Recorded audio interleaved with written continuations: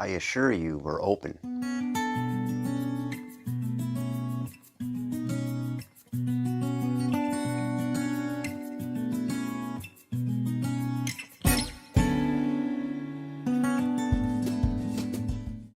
Hello everyone, the December review here, back again with a movie review. Today, we have the latest Kevin Smith film, Clerks 3.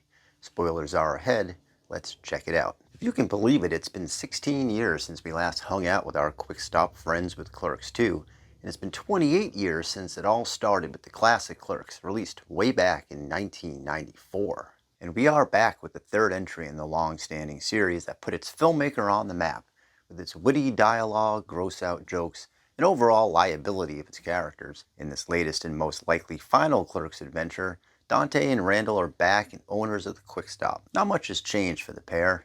They spend their time bantering and bickering behind the cash register and scraping gum off the store's locks. Jay and Silent Bob are, of course, back, and they are the owners of the space, right next door at the old RST Video. There are a whole host of returning characters in the Kevin Smith multiverse of movies. So while at the store, Randall has an unfortunate situation as he falls victim to a pretty serious heart attack. Randall manages to pull through the scary ordeal and decides he's done wasting his life away. He figures he spent so much time watching and talking about movies that he might as well make one himself.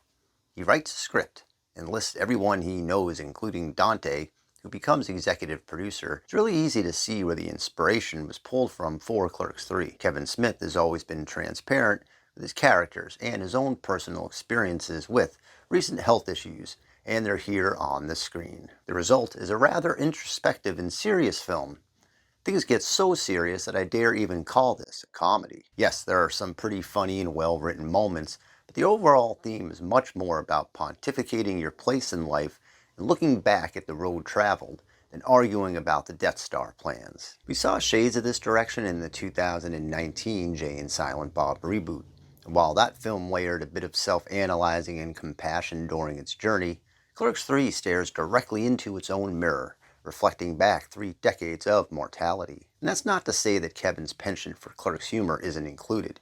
It's there, but it's there with a sense of importance for its leads, which results in some major conflict for everyone involved. The movie gets to be a big celebration of the original film. For his movie, Randall's literally making the first Clerks film. We get to see classic moments played out again within the film that also feature many of the original cast back at it for another go-around. One of which is Rosario Dawson back as Becky. I don't want to spoil anything regarding her inclusion here, but it's of course involving Dante, who himself takes center stage, struggling with where he stands in life and what it all means. Dante's journey here is quite emotional.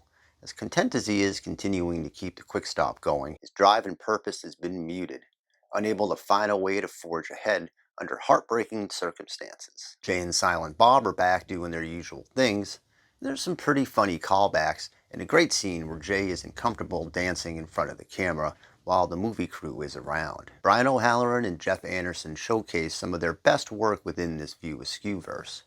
They both get moments to shine in the comedy department, with Dante's woe-is-me sarcasm and Randall's matter-of-fact directness. But Clerks 3 has a different story to tell, and they both have some big emotional moments. Look no further than Dante's prolonged argument after having a few drinks. It's the series, and in many ways the director's magnum opus. And the end result is as direct and devastating as anything we've seen from these characters and its creator. Overall, Clerks 3 manages to take its familiar structure and incorporates a loving and heartfelt tribute to the lives and lessons of its history. There's plenty of that Clerks and Kevin Smith comedic bravado, infused with heavy doses of Star Wars and pop culture musings. But there is also an endgame here, and Kevin doesn't hold anything back in terms of facing down the reality that the years eventually add up. The movie manages to put an exclamation point on its overall arc. It's funny, yes, but it's also an introspective dive into 2 lives its audience has considered its own friends along the way. It's a rather sad conclusion, but a sincere one. It's also one of Kevin Smith's best films. I give Clerks 3 4 out of 5 stars.